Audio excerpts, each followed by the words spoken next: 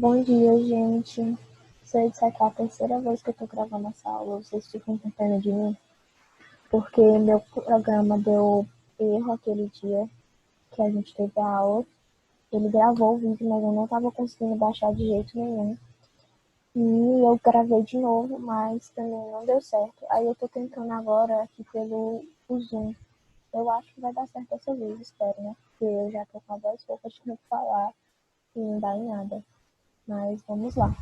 A aula dessa semana é química, de Química 2, né? Cinética Química, a parte 1, né? Da apostila de vocês. Esses aqui são alguns pontos que a gente vai abordar na aula: conceito de cinética química, velocidade de reação e a teoria das colisões e complexos ativados. E lá no fim eu trouxe os exercícios de fixação da apostila. Primeiramente, a gente tem aqui o conceito de cinética química. O que é a cinética química? Cinética química é a parte da química que estuda a velocidade das reações e também os fatores que influenciam nela. A gente sabe que tem reações no nosso dia a dia que a gente gostaria de acelerar, como por exemplo a formação do petróleo, e tem outras que a gente gostaria de lentificar, como a ferrugem, né? Ou seja, o que é que a cinética química estuda? Ela estuda a velocidade com que os reagentes são consumidos ou que os produtos são formados. Quem sabe uma reação química, à medida que os reagentes vão sendo consumidos, os produtos vão aparecendo. Então, ela pode ser vista dessas duas perspectivas. O conceito de velocidade de reação agora. A gente tem aqui uma equação química que já está balanceada, né? Onde as letras maiúsculas elas são os componentes da reação, por exemplo, X e Y são os reagentes, Z e W são os produtos. E as letras minúsculas elas são os coeficientes estequiométricos, né, desses componentes. A velocidade média de consumo de um desses componentes ou de formação de um desses componentes, ou seja, a velocidade relacionada a apenas um componente, ela pode ser medida através da variação da concentração dele e sobre a variação de tempo. Já se a gente for ver a velocidade média da reação mesmo, você pode calcular ela pelas suas equações aqui, em que elas são iguais, entendeu? Só que vocês vão calcular a partir de um dos componentes também. Só que, diferente da reação anterior, além da variação da concentração e a variação do tempo, aqui você também vai usar o coeficiente estequiométrico daquele componente. E vocês podem ver também que a gente tem sinais negativos e sinais positivos. Os sinais negativos, eles são referenciar aos reagentes, né? Porque eles estão sendo consumidos, eles estão desaparecendo na reação. Já os sinais positivos, eles estão referentes aos produtos, porque eles estão aparecendo, estão sendo formados. Vocês podem ver aqui nessa imagem do lado que a gente tem que essas equações elas não são relacionadas apenas com a concentração. Elas também podem ser a massa ou o número de mols sobre o tempo, né? E a velocidade instantânea. Vocês podem perceber que as equações anteriores, principalmente a velocidade de consumo, média de consumo, ela é parecida com a velocidade média da física, né? E fazendo uma alusão, a gente tem que aquelas reações anteriores, elas relacionam intervalos de tempo, né?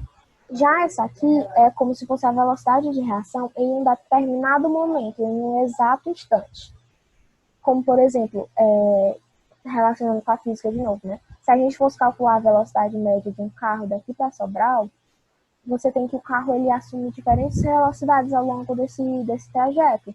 E a velocidade média vai ser uma média entre essas velocidades que não necessariamente ele esteve com aquela velocidade em um determinado momento.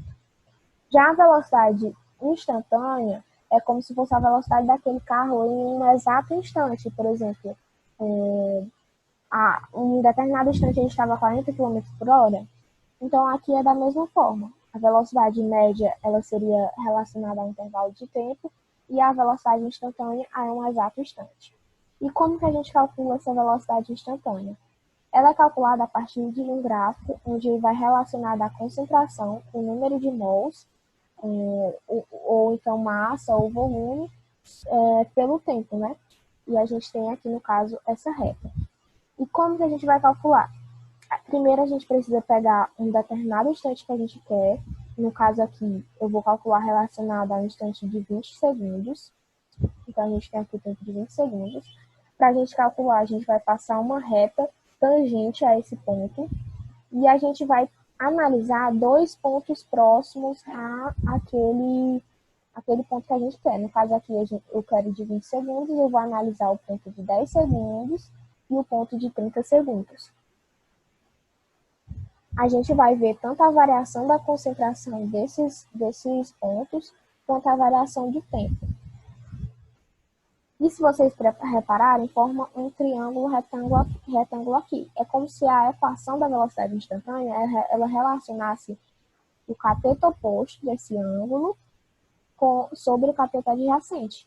Se a gente for no gráfico, é a variação infinitesimal da concentração sobre a variação infinitesimal do tempo.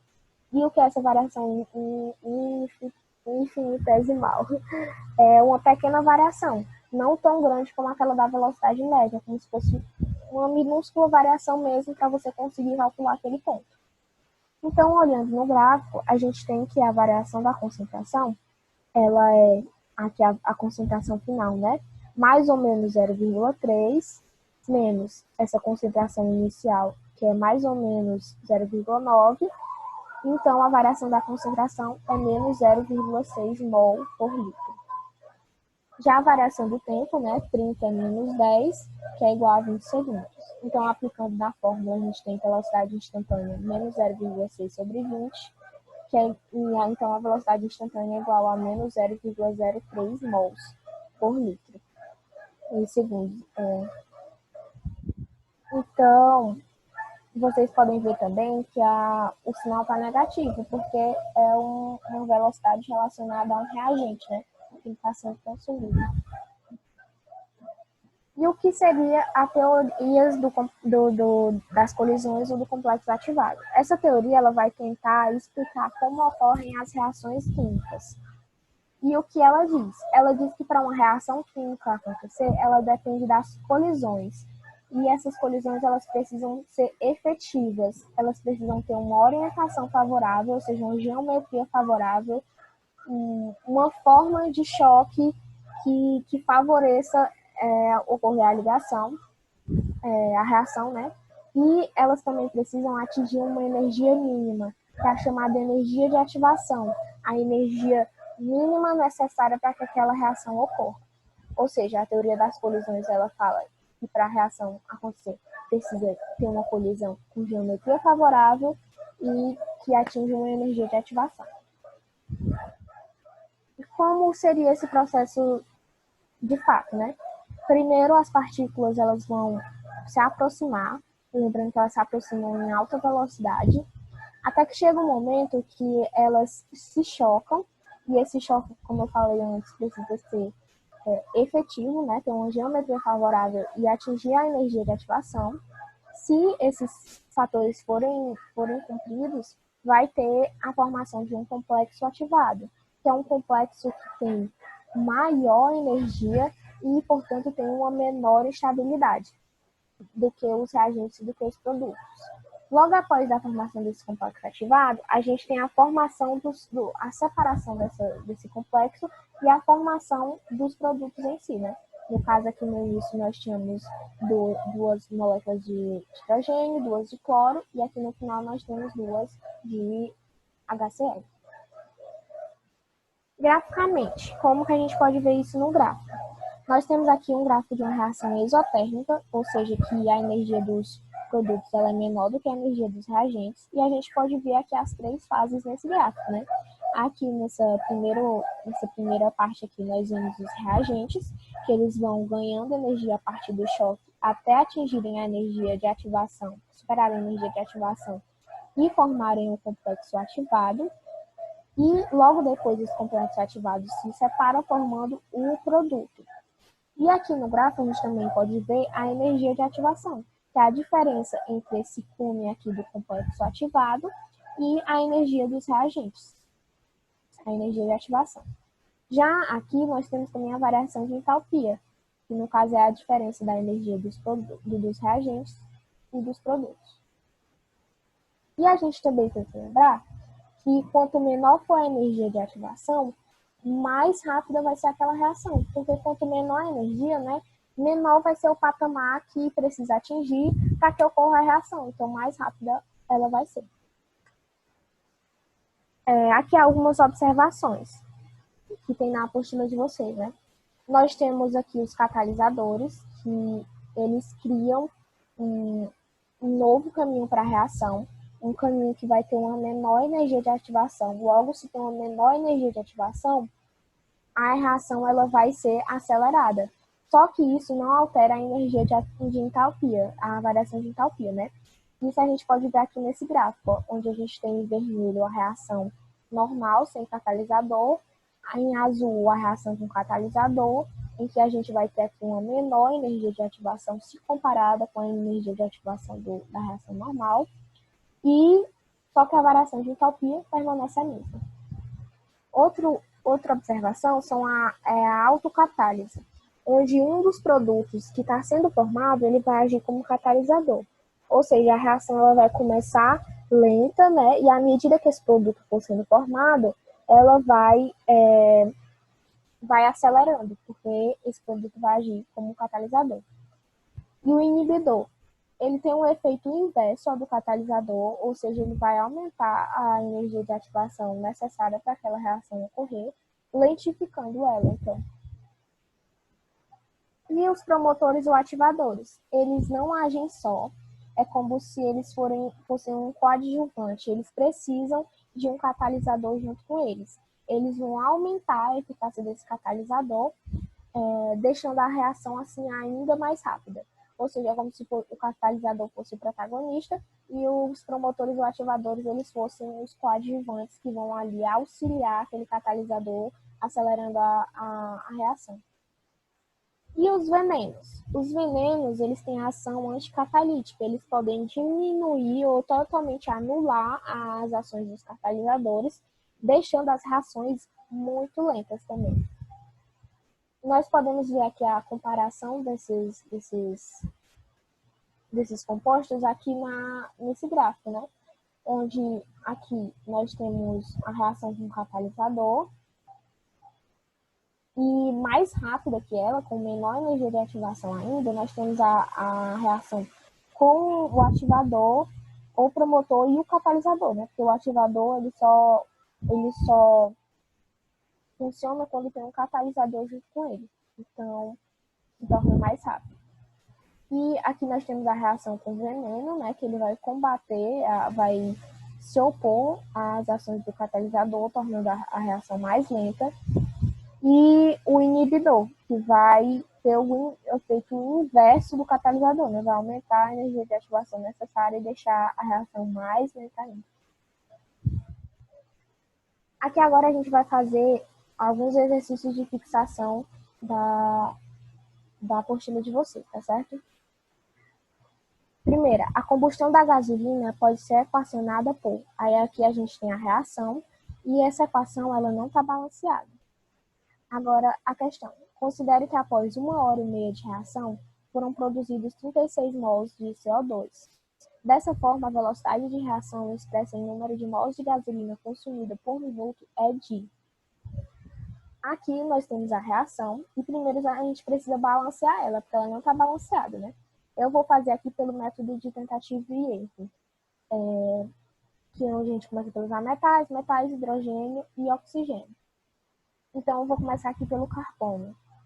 O carbono ele tem 8 carbonos desse lado e desse lado só tem 1. Então, a gente precisa multiplicar por 8 para igualar. Aí, aqui agora os hidrogênios. Desse lado a gente tem 18 e desse só tem 2. Então, eu preciso multiplicar aqui por 9 para igualar. E agora o oxigênio. Aqui ele só tem 2. Desse lado ele tem 8 vezes 2, 16. 9 vezes 1, 9. 16 mais 9, 25. Então, eu preciso deixar 25 oxigênios desse lado. E como aqui já tem 2, né? A gente pode simplesmente colocar 25 sobre 2 oxigênio, O2, né? Que aí já fica balanceado. Aí, para a gente responder essa questão, primeiramente a gente precisa saber quantos mols de gasolina foram necessários para formar esses 36 mols de CO2, porque ele quer a velocidade relacionada à gasolina e não ao CO2. Então, olhando aqui na reação, a gente vê que 1 mol de gasolina, ele forma 8 mols de CO2. Então, 1 mol de gasolina, 8 de CO2. Para formar 36 mols de CO2, a gente precisaria de quantos de gasolina? É uma regrinha de 3 simples, né? Então, 8x igual a 36, x igual a 36 sobre 8, x igual a 4,5 mols de gasolina. Para a gente calcular, então, essa velocidade de consumo da gasolina, né? A gente vai usar aquela nossa primeira fórmula que a gente viu na aula, que relaciona a variação da concentração sobre a variação do tempo. E a gente já tem aqui a concentração, e o tempo a gente também já tem, ó, que é 1h30, só que ele quer o tempo em minutos. Então, essa 1h30 equivale a 90 minutos. Logo, a velocidade de consumo da gasolina, né, vai ser igual a 4,5 sobre 90 e vai ser igual a 0,05 mol por minuto. Que esse aqui é o nosso resultado final. Agora, a segunda questão. A velocidade instantânea de consumo desse composto no instante t igual a 30 segundos, calculada a partir das informações do gráfico abaixo, é aproximadamente. Eu tinha falado para vocês, né, que para a gente calcular a velocidade instantânea em um gráfico como esse, relacionado a um determinado ponto, a gente precisa traçar uma linha tangente a esse ponto. Então, a gente passa aqui uma linha tangente ao ponto de t igual a 30 segundos, e a gente vai analisar 2 pontos próximos a esse ponto. No caso aqui, eu vou analisar o de 40 segundos e o de 20 segundos. Olhando a diferença de concentração deles e a diferença de tempo também. E aplicando aqui na fórmula da velocidade instantânea, né, que é a variação infinitesimal da concentração sobre a variação do tempo. Então, a gente tem que a concentração final é mais ou menos 4,75, né? Esse gráfico está meio doido, aqui é 0, 1, 2, 3, 4, mais ou menos 4,75, menos a concentração inicial, que é mais ou menos 6,45, né? Porque está um pouco abaixo aqui da metade. E a variação do tempo é 40 menos 20. Logo, a gente tem que a velocidade instantânea igual a menos 1,7 sobre 20, igual a menos 0,085. Se vocês forem reparar nos itens, e também na questão diz aproximadamente, né? Porque a gente não tem os valores exatos aqui nessa tabela. A gente pode só ter uma aproximação mesmo. E também vocês veem que nos itens não tem itens negativos. Mas é porque já está dizendo na questão, ó, que é uma velocidade de consumo. Então já está dizendo que vai ser negativo, não precisaria botar nos itens. Então, se eu não me engano, o item que tem na questão, que eu não botei aqui para não ocupar espaço, é 0,08, que é a resposta, né? Terceira questão. O eugenol é extraído de plantas, pode ser transformado em seu isômero, isoeugenol, muito utilizado na indústria de perfumes. A transformação pode ser feita em solução alcoólica de KOH. Aí a gente tem a reação, né? Foram feitos 3 experimentos de isomerização à mesma temperatura, empregando-se massas iguais de eugenol e volumes iguais de soluções alcoólicas de diferentes concentrações. Ou seja, a única variável aqui é a concentração dessa solução alcoólica. O gráfico a seguir mostra a porcentagem de conversão de eugenol em isoeugenol em função do tempo para cada experimento. E aqui a gente tem o gráfico, né? Aqui, analisando o gráfico, pode-se concluir corretamente que aqui a gente tem a diferença de concentração e a velocidade das reações, né? Então, a gente vai analisar os itens agora. A isomerização de eugenol em isogenol é isotérmica. Nós não podemos afirmar isso porque o gráfico não relaciona a energia. Então, nós não podemos dizer que esse item está correto. O item B. O aumento da concentração da solução alcoólica provoca o aumento da velocidade de reação de isomerização. A gente pode ver aqui no gráfico que os experimentos 1, 2 e 3 estão em ordem decrescente de concentração, ou seja, o primeiro experimento é mais concentrado, o segundo tem uma concentração média e o terceiro é o menos concentrado. E a gente pode ver também que a velocidade ela também vai decaindo conforme decai a concentração. Então, a gente pode ver aqui ó, que no experimento 1, onde tem a maior concentração dessa solução alcoólica, também é o que tem a maior velocidade de reação, né? Ela acaba muito antes das outras reações, dos outros experimentos. Então, esse é o item correto, né? Porque quando aumentou a concentração da solução alcoólica, também aumentou a velocidade da reação. Agora que a gente sabe o item correto, a gente também precisa saber por que os demais estão errados, né? Primeiramente, aqui o item C. O aumento da concentração da solução alcoólica provoca a decomposição do isogenol. Esse item está errado porque essa reação não vai haver a decomposição, vai haver a isomerização do eugenol, né? Item B. A massa de isogenol da solução 2 horas após o início da reação era maior do que a do eugenol em um dos experimentos realizados. A gente tem que ver que a gente tem aqui a porcentagem, né, de conversão. Abaixo dos 50%, a gente vai ter mais eugenol, porque ele é o reagente. Já acima de 50%, a gente vai ter mais isoeugenol, porque ele é o produto. E a gente já está caminhando para o fim da reação. No 50% é como se tivesse quantidades iguais, de certa forma. Então, a gente analisando aqui o item, né, diz que 2 horas após o início da reação, bem aqui nesse ponto, a concentração de isogenol era maior do que a de eugenol, ou seja, a concentração do produto era maior do que a do reagente em 2 dos experimentos realizados. Só que isso não é verdade, porque ela só é maior no experimento 1. Vocês podem ver que ele já está aqui quase no fim mesmo, já está quase em 100% de isogenol, enquanto os outros ainda não passaram na metade. Então, tem mais eugenol e não isogenol. Por isso que esse item D está errado. O item E. A conversão de eugenol em isogenol 3 horas após o início da reação era superior a 50% nos 3 experimentos. Se a gente pegar aqui o ponto de 3 horas, a gente vê que a conversão de eugenol em isogenol ela só era maior que 50% aqui no primeiro experimento ainda, né? No segundo experimento, é como se tivesse aqui igual a 50%, e no terceiro experimento, ainda está aqui em torno de 25%. O terceiro experimento, ele só vai atingir lá os 50% lá para as 7 horas, né? E passar de 50 só lá para as 8 horas de reação. Então, é por isso que esse item aqui também está errado. Próxima questão. Essa questão aqui da UFMG. O gráfico a seguir representa a variação de energia potencial quando o monóxido de carbono é oxidado a CO2 pela ação do NO2 de acordo com a equação. Aí nós temos aqui a equação, que ela acontece tanto em ordem direta, né, quanto em ordem indireta, ou em ordem inversa. E aqui a gente tem o gráfico da equação direta, né? Aí nós precisamos dizer a afirmativa ou falsa. O item A. A energia de ativação para a reação direta é cerca de 135 kJ/mol.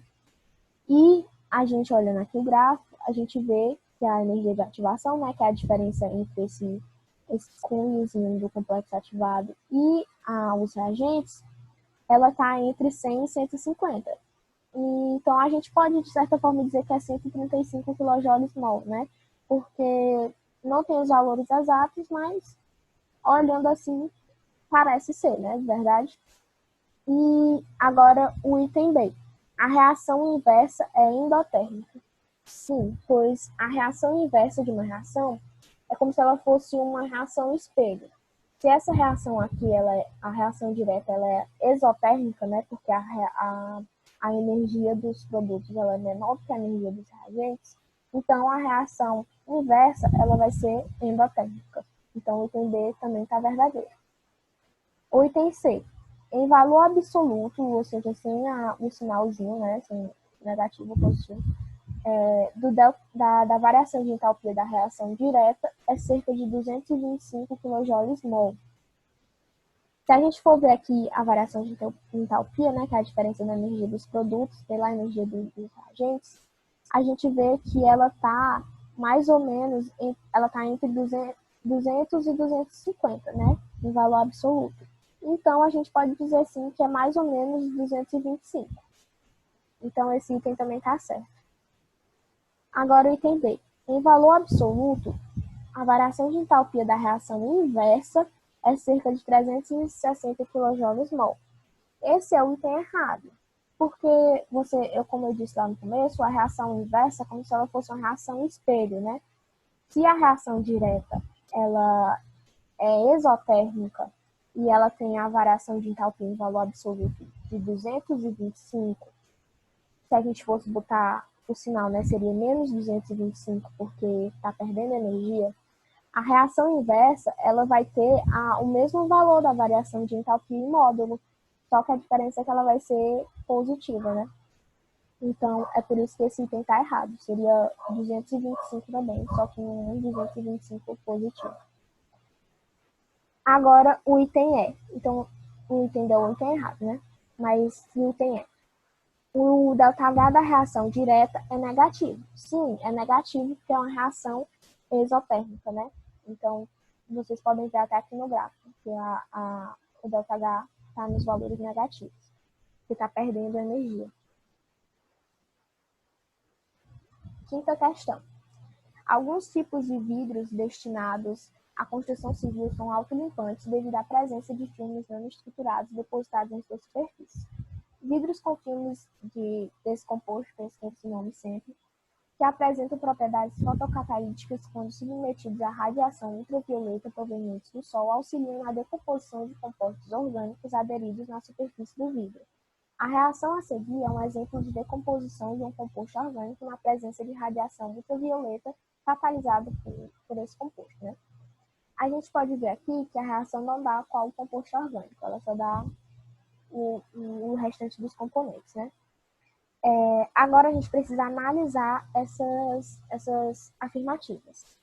A primeira, na reação de decomposição, observa-se que a oxidação dos átomos de carbono observa-se a oxidação dos átomos de carbono presentes no composto orgânico. Você pode ver aqui que os átomos de carbono, né, que seriam desse composto orgânico, eles se unem ao oxigênio. E o oxigênio ele vai ter a tendência a puxar esses elétrons do carbono.